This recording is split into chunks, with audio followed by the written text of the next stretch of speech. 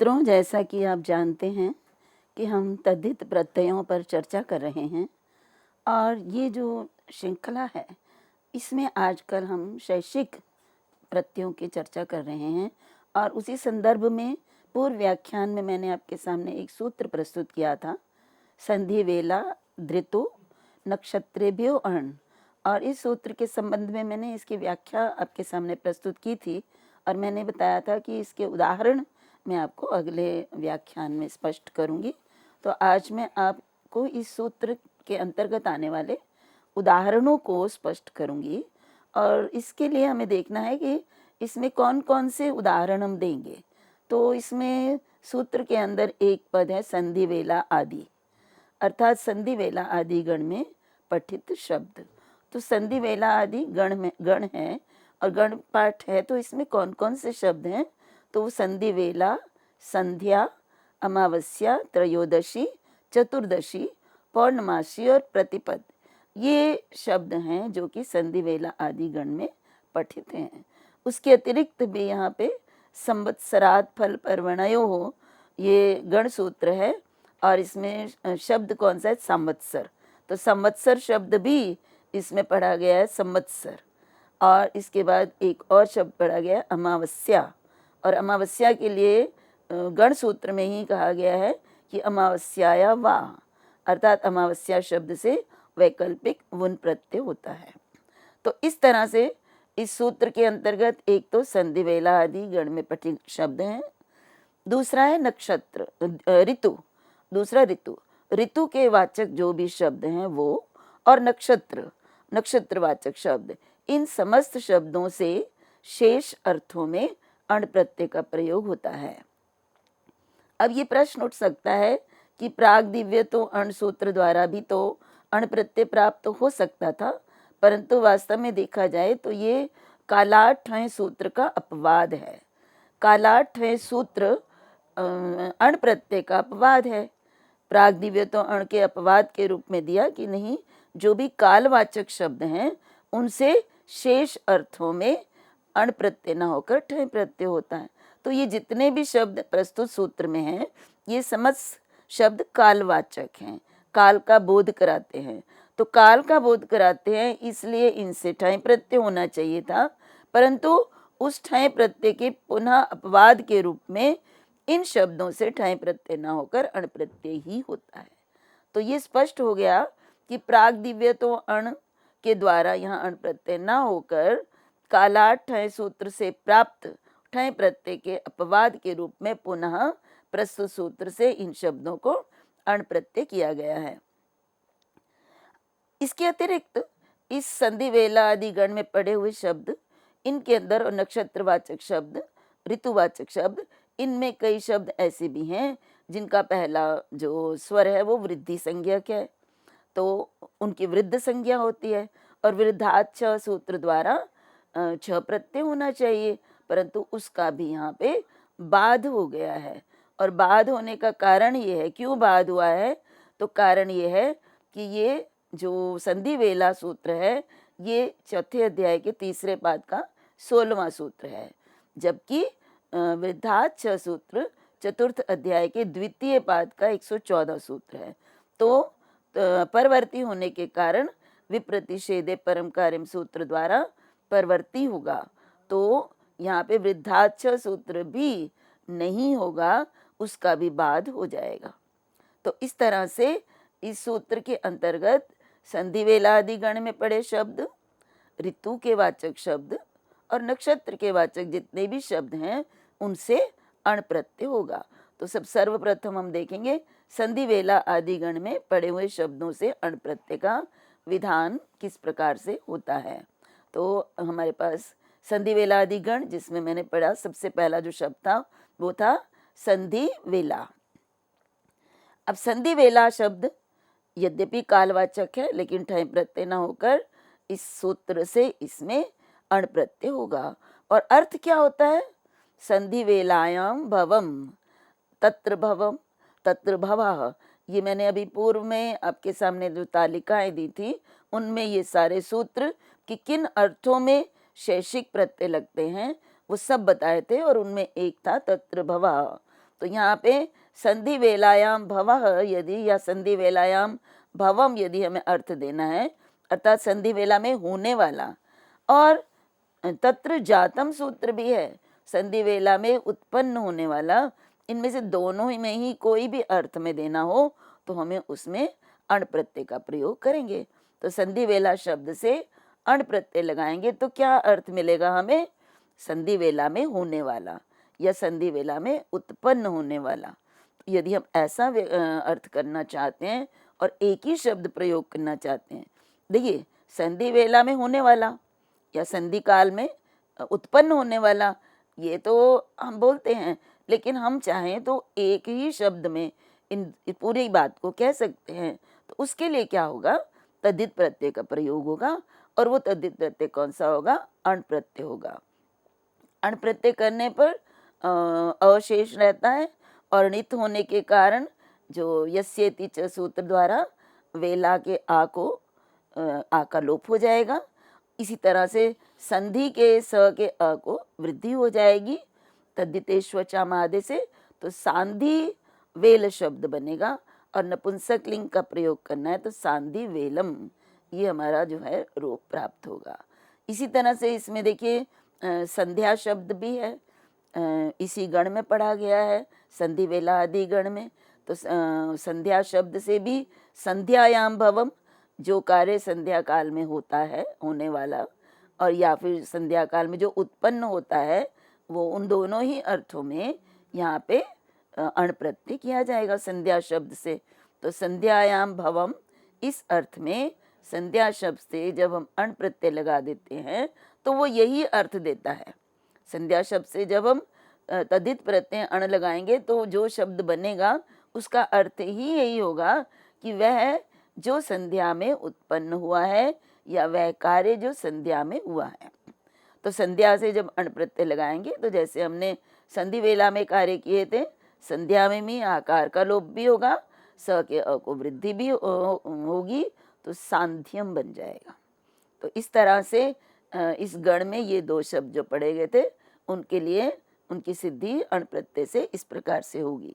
अब हमने एक पढ़ा है संवत्सर शब्द, और संवत्सर शब्द के लिए कहा गया है कि संवत्सर शब्द यदि फल के लिए हो या पर्व के लिए हो, संवत्सर शब्द का प्रयोग फल के लिए किया गया हो, फल मीन्स जो परिणाम और मिलने वाला फल, खाने वाला फल की बात नहीं है, और पर्व जो उत्सव इत्यादि होते हैं उनके लिए जब प्रयोग किया गया, अर्थात जब हम कहते हैं संवत्सर में उत्पन्न होने वाला या संवत्सर में होने वाला, संवत्सर का अर्थ होता है एक पूरा वर्ष, तो एक वर्ष में होने वाला फल की बात करें, हम फल को संबोधित करके करें तो ही प्रस्तुत सूत्र से अण प्रत्यय होगा। इसी तरह से एक संवत्सर में होने वाले पर्व की बात करें, पर्व के लिए प्रयोग करेंगे तभी यहाँ पर अण प्रत्यय होगा।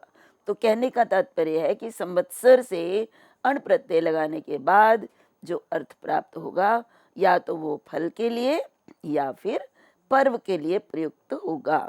तो संवत्सर से सांवत्सर बनता है अण प्रत्यय लगाकर।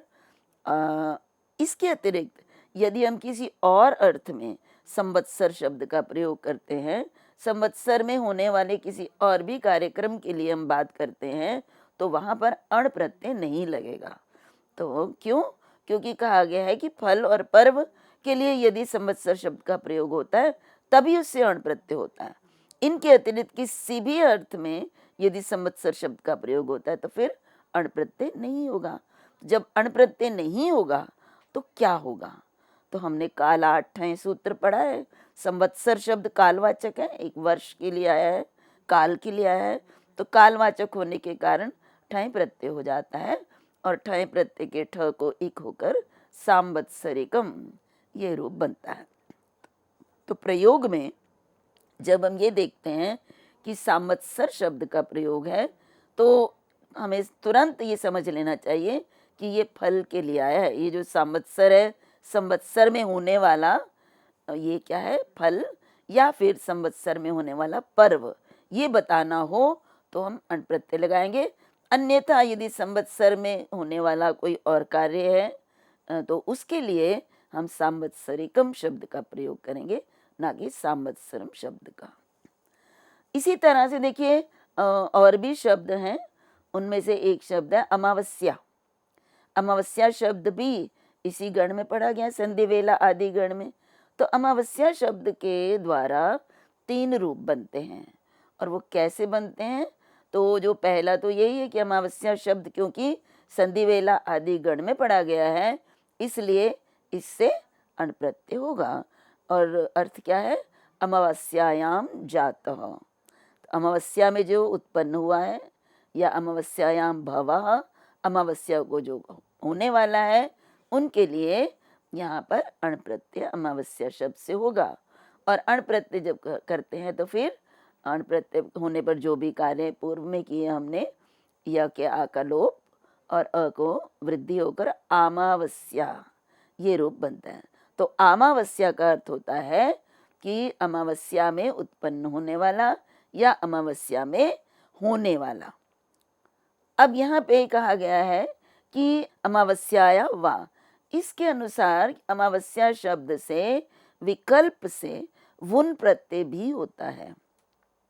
इसी अर्थ में, इन्हीं अर्थों में अमावस्यायाम जाता, अमावस्यायाम भवा, इन अर्थों में अमावस्या शब्द से वुन प्रत्यय भी होता है। तो एक तो अण प्रत्यय भी होता है, वुन भी होता है।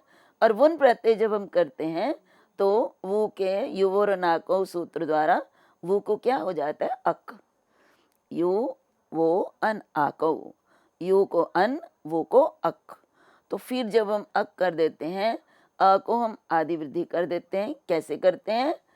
क व अक जो क्या करते हैं वो क कित है, और किति च सूत्र द्वारा अ को वृद्धि होकर आमावस्य कह। तो अमावस्या का आ, उसका भी लोप हो जाएगा, अ को वृद्धि हो जाएगी और वो को अक होकर आमावस्य कह, ये रूप बन जाएगा। अब एक और रूप भी बनता है, क्योंकि विकल्प दिए हुए हैं। तो विकल्प से अ च एक सूत्र है, जिससे विकल्प से अप्रत्यय भी होता है। तो इन्हीं अर्थों में, इन्हीं शैक्षिक अर्थों में अमावस्या शब्द से अप्रत्यय भी लगता है। और अप्रत्यय लगने पर ना तो आदि वृद्धि नहीं होती है, केवल या के आकर लोप होता है। और उसको अ जो है, अगले वाला अ जो है उसमें मिला दो तो अमावस्य बन जाता है, और विभक्ति का प्रयोग करने पर अमावस्या बनता है। तो इस तरह से तीनों ही शब्द, चाहे अमावस्या ले लीजिए, चाहे अमावस्यका ले लीजिए, चाहे अमावस्या ले लीजिए, इन तीनों का अर्थ यही है। अमावस्यायाम भवः, अमावस्यायाम जाता, ये किसी भी अर्थ में प्रयोग करना हो तो इन तीनों में से सभी शब्द क्या हैं? सभी शब्द शुद्ध रूप हैं। इसके बाद देखिए, ये संधि वेला आदि गण में पड़े हुए और भी शब्द हैं, उनमें भी समय में इसी प्रकार से अण प्रत्यय होकर रूप बनेगा। उस अगला था ऋतुवाचक शब्द, अर्थात जिन शब्दों का अर्थ ऋतु होता है। तो उनमें देखिए ग्रीष्म शब्द है। ग्रीष्म गर्मी की ऋतु को कहते हैं। तो जब कोई व्यक्ति ग्रीष्म ऋतु में पैदा हो या कोई काम ग्रीष्म ऋतु में किया जाए तो ग्रीष्मे भावम ग्रीष्मे जातम, कुछ भी हम कह सकते हैं जो हम कहना चाहेंगे। तो चाहे हम ग्रीष्म में पैदा होने वाला बताना चाहते हैं या ग्रीष्म काल में होने वाला, केवल होने वाला कार्य के लिए किसी के लिए कहना चाहते हैं, तो हम ग्रीष्म शब्द से प्रस्तुत सूत्र द्वारा अण प्रत्यय करेंगे, क्योंकि प्रस्तुत सूत्र ऋतुवाचक शब्दों से अण प्रत्यय का प्रयोग बताता है। तो जब हम अण प्रत्यय का प्रयोग करते हैं तो ग्रीष्म अण, और ग्री के ई को वृद्धि हो जाएगी, आदि वृद्धि, तो ई के स्थान पर ऐ हो जाएगा, और म के अ का लोप हो जाएगा, ग्रीष्म के म के अ का, और उसके बाद अण प्रत्यय का अ मिल जाएगा तो ग्रीष्म बन जाएगा, ग्रीष्म बन जाएगा। तो ग्रीष्म और ग्रीष्मम, यदि हम इसको नपुंसक लिंग में प्रयुक्त करते हैं तो नपुंसक लिंग प्रथमा विभक्ति एक वचन में ग्रीष्मम बनेगा। देखिए, कोई भी शब्द बिना विभक्ति के प्रयुक्त नहीं होता है, इसलिए रूप बनाने के बाद जिस विभक्ति में वो शब्द हमें प्राप्त हो रहा है वो विभक्ति, वो वचन इत्यादि हमें लगाकर ही उसकी सिद्धि करनी है। अन्यथा ग्रैष्म शब्द बन गया है लेकिन हमें ग्रैष्मम बनाना है तो कैसे बनेगा? तो वो नपुंसक लिंग का रूप बनाने के लिए सु को अम और पूर्व रूप होकर ग्रैष्मम बनता है। इसके बाद उन्होंने कहा नक्षत्रवाचक। नक्षत्र के वाचक जितने भी शब्द होते हैं उनसे अण प्रत्यय होता है। ध्यान रखिए ये सारे शब्द कालवाचक हैं और कालाठ ठय सूत्र द्वारा इन सबको ठय प्रत्यय प्राप्त हो रहा था, परंतु प्रस्तुत सूत्र उस कालाठ ठय सूत्र का अपवाद होने के कारण कालवाची होने पर भी यदि वो नक्षत्रवाचक है तो उससे ठय प्रत्यय न होकर अण प्रत्यय ही होगा। तो जैसे हमारा रूप है तैशम। तैशम तिष्य नक्षत्र में होने वाला, तिष्ये भवम या तिष्ये जातम, जो तिष्य नक्षत्र में होता है उसे किस तरह से उसका रूप बनाकर उनसे बुलाते हैं। तो तिष्य से अण प्रत्यय लगाएंगे भव अर्थ में। तो जब हमने अण प्रत्यय लगाया तो ती के ई को आदि वृद्धि हो जाएगी तद्दितेश्व चाम आदि से, और यह के आकार लोप हो जाएगा। तो हमारे पास क्या रूप बनेगा? तैश्य। अभी अकालोप करे बिना पहले ती ई को वृद्धि करेंगे तैश्य, और फिर अण के ण का लोप हो जाता है तो तैश्य अ रहता है। उसके बाद जो तैश्य का जो अ है उसका भी लोप हो जाएगा। तो हमारे पास ये रहता है तैश्य हलंत और अ। यहाँ पर एक वार्तिक है हमारे सामने, तिष्य पुष्ययोर नक्षत्राणी, अर्थात अण प्रत्यय यदि परे हो तो जो तिष्य और पुष्य नक्षत्र हैं इनके य का लोप हो जाता है। तो तिष्य की बात तो हम कर ही रहे हैं, तो तिष्य नक्षत्र में हमारे पास तैश्य प्राप्त हो रहा है, तो इसका य जो है इसका प्रस्तुत वार्तिक से लोप हो जाएगा। तो लोप करने पर हमारे पास क्या स्थिति होती है? तैश, श हलंत है, आधा है, तो तैश में जब मैं अ मिला देती हूँ तो तैश शब्द बनता है, और तैशम बनाने के लिए नपुंसक लिंग में इसको तैशम बनेगा।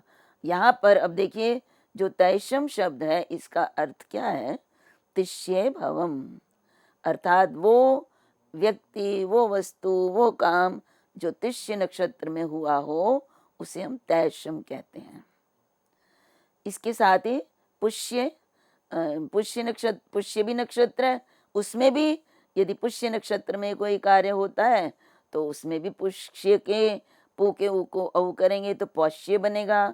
फिर य के अ का भी लोप कर देंगे और फिर य का लोप प्रस्तुत वार्तिक द्वारा होकर पौष बन जाएगा, और उसमें अण का अ मिला दीजिए तो पौष बनेगा।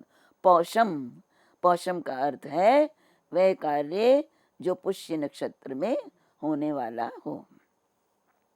तो इस प्रकार से हमने देखा कि किस तरह से संधि वेला आदि गण में पड़े हुए शब्द, फिर ऋतुवाचक शब्द और नक्षत्रवाचक शब्दों से अण प्रत्यय किन परिस्थितियों में होता है। अब देखिए कुछ और सूत्र आगे हैं जो इस संधि वेला आदि सूत्र के भी अपवाद हैं। क्यों? अब देखिए संधि वेला आदि गण को यदि हम ध्यान में रखेंगे तो उसमें ये बताया गया कि ऋतुवाचक जो शब्द होते हैं उनसे अण प्रत्यय होता है। अब जो अग्रिम सूत्र है प्रावृष इण्य, तो ये सूत्र कहता है कि जो प्रावृष शब्द होता है उससे इण्य प्रत्यय किया जाना चाहिए शेष अर्थों में। अर्थात जब हम कहते हैं प्रावृषि भवः तो यहाँ पे क्योंकि ये ऋतुवाचक है, प्रावृष वर्षा ऋतु को कहते हैं, तो वर्षा ऋतुवाचक है प्रावृष शब्द, इससे अण प्रत्यय प्राप्त था, लेकिन उसका भी अपवाद होकर प्रस्तुत सूत्र कहता है कि प्रावृष शब्द से एण्य प्रत्यय करना चाहिए, अण प्रत्यय नहीं करना चाहिए। तो ये कहा ऋत्वणो अपवाद, अर्थात ऋतु अर्थ में जो अण प्रत्यय पूर्व सूत्र से प्राप्त हो रहा था उसका ये अपवाद है, और यहाँ पे फिर एण्य प्रत्यय होगा। तो प्रावृष शब्द है, प्रावृष शब्द हलंत है, ये ध्यान रखिएगा। प्रावृष और एण्य जब इसको जोड़ेंगे तो प्रावृषेण्य बन जाएगा। तो प्रावृषेण्य का अर्थ यदि हमें समझना है कि प्रावृषेण्य का अर्थ क्या है, तो इसका अर्थ है प्रावृषि भवः, प्रावृषि जातः वा। प्रावृष वर्षा ऋतु में होने वाला या वर्षा ऋतु में उत्पन्न होने वाला, इस अर्थ में यहाँ पर एण्य प्रत्यय होता है। इसी तरह से अगला सूत्र भी है, वह सूत्र भी उसी सूत्र का अपवाद है और वो ऋतुवाचक शब्द के लिए ही है। तो वर्षाभ्यश ठक।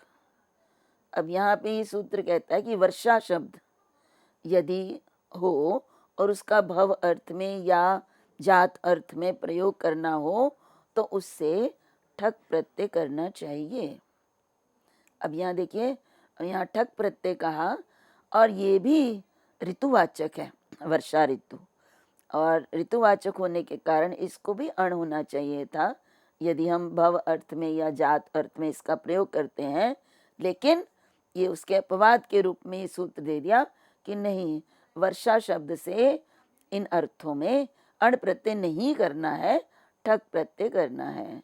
यहाँ एक बात और ध्यान देने योग्य है कि इस सूत्र में वर्षाभ्यः किया है, वर्षा के लिए बहुवचन का प्रयोग किया गया है। इसका क्या कारण है? तो जब हम इसको ध्यान से देखेंगे तो वर्षा में एक बूंद वर्षा नहीं कहलाती। जब पानी की एक बूंद गिरती है तो वो वर्षा नहीं होती है। वर्षा में तो पानी की ढेर सारी बूंदें जब होती हैं वही वर्षा कहलाता है। इसीलिए यहाँ पर वर्षा के लिए बहुवचन का प्रयोग किया है। और जब हम इसको प्रत्यय लगाएंगे तब भी, जैसे वर्षासु साधु, यहाँ पे भवा और जात अर्थ में नहीं प्रत्यय किया गया, यहाँ पे विशेष रूप से बताया गया कालात साधु पुष्यत पच्यमानेषु, ये सूत्र है और इससे इस सूत्र के द्वारा साधु अर्थ में इसका प्रयोग किया जाएगा। तो यहाँ पे वर्षा शब्द से साधु अर्थ में प्रयोग होगा। तो देखिए क्या होगा, जब हम कहते हैं वर्षासु साधु, साधु मीन्स उचित, सही, और वर्षासु प्रयोग इसलिए होता है कि मैंने आपको बताया कि वर्षा बहुवचन है, तो सप्तमी विभक्ति बहुवचन में वर्षासु रूप बनेगा। तो जब हम इसको प्रत्यय लगाएंगे तो जो हम अलौकिक विग्रह करेंगे उसमें हम वर्षासु के अनुसार इसकी विभक्ति को पृथक करेंगे। तो वर्षासु में वर्षा शब्द से सप्तमी बहुवचन में सुप है, तो वर्षा और सुप और उसके बाद साधु, इस अर्थ में हमें प्रस्तुत सूत्र द्वारा ठक प्रत्यय करना है। तो वर्षा शब्द से जो पूर्व सूत्र से हमें प्राप्त हो रहा था अण प्रत्यय, वो नहीं होगा। तो वर्षासु साधु, तो इस अर्थ में जब हम ठक प्रत्यय करते हैं तो हमारा क्या रूप बनेगा, वार्षिक। कैसे बनेगा? अब वर्षा शब्द है, ठक प्रत्यय है, ठक के ठ को इक हो जाता है और वर्षा के व के अ को वृद्धि हो जाएगी और वार्ष बनेगा, और श के अ का लोप हो जाएगा और ठ को इक होकर जो इक बना था वो इसमें मिलाएंगे तो वार्षिक बनेगा। तो वार्षिकम। अब ये जो है ठक प्रत्यय लगने पर जो ये रूप बना है वार्षिक, ये इसका अर्थ वर्ष में होने वाला नहीं है, इसका अर्थ है वार्षिक, अर्थात वर्षा ऋतु में साधु रहने योग्य। क्या? वासः, घर, तो यहाँ रहने की जगह। तो यहाँ वार्षिक में ध्यान रखिएगा, वार्षिक शब्द किसके लिए प्रयुक्त होता है? वर्ष के लिए भी प्रयुक्त होता है, वर्ष में होने वाला, और वार्षिक शब्द यहाँ पे साधु के लिए भी प्रयुक्त होता है। अब यहाँ पे बहुत ही संस्कृत का जो व्याकरण है ना, वो इतने उसके मतलब उसको समझना जो है वो बहुत आवश्यक है। यदि हम उसको नहीं समझेंगे तो आचार्य पतंजलि ने भी कहा है कि यदि हम किसी शब्द का सही प्रयोग, सही अर्थ नहीं समझते हैं तो वो कभी अर्थ का अनर्थ भी हो जाता है, अर्थात शुद्ध अर्थ देने के स्थान पर वो हमें अशुद्ध अर्थ प्रदान कर देता है। यहाँ पे मैं आपको यही बताना चाहती हूँ कि ये जो वार्षिक शब्द है, ये वार्षिक शब्द हम सामान्य भाषा में भी प्रयोग करते हैं ना, वर्ष में होने वाला, और वार्षिक यही शब्द वर्षा में होने वाला, वर्षा ऋतु में होने वाला, इन दोनों के लिए प्रयुक्त होता है। अब यहाँ पर ये प्रश्न उठता है कि इन दोनों में फिर अंतर क्या है। वर्षा शब्द से हम ठाई प्रत्यय लगाएंगे ना, कालवाचक है, और वर्षा शब्द से ठाई प्रत्यय लगाएंगे तो वार्षिक बनेगा। और यदि हम वर्षा शब्द से साधु अर्थ में प्रयोग करते हैं तो ठक प्रत्यय लगाएंगे और तो भी वार्षिक शब्द बनेगा।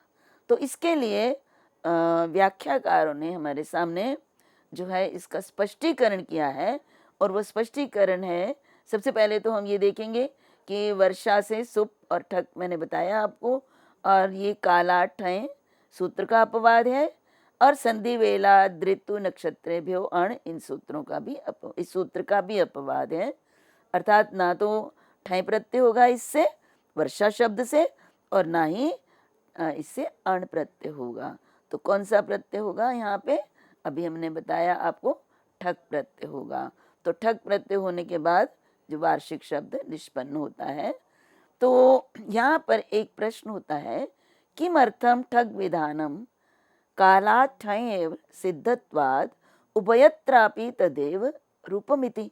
कि मैंने अभी आपको यही स्पष्ट किया है कि वर्षा और वर्ष दोनों ही शब्द जो है वार्षिक बनते हैं, और वर्षा शब्द को ठय प्रत्यय लगाएंगे तब भी वार्षिक बन जाएगा। साधु अर्थ में भी यदि हम प्रयोग करते हैं वर्षा शब्द को तो भी यहाँ पे ठक प्रत्यय ना करके ठय प्रत्यय से ही रूप सिद्ध हो जाता है। तो फिर ठक कहने की क्या आवश्यकता है, जब काला ठय कहने से ही हमारा रूप निष्पन्न हो जाता है। क्योंकि ठय में भी य की संज्ञा है, ठक में क की संज्ञा है, बचता दोनों में ठ है, दोनों के स्थान पर इक होता है। तो फिर क्या कारण है, आचार्य पाणिनि ने यहाँ पर वर्षासु के लिए, वर्षा के लिए उन्होंने अलग रूप दिया है, वर्षाभ्यस ठक। तो इसके लिए इसका जो उत्तर है वो मैं आपको अगले व्याख्यान में स्पष्ट करूंगी। तब तक के लिए सभी को मेरा नमस्कार।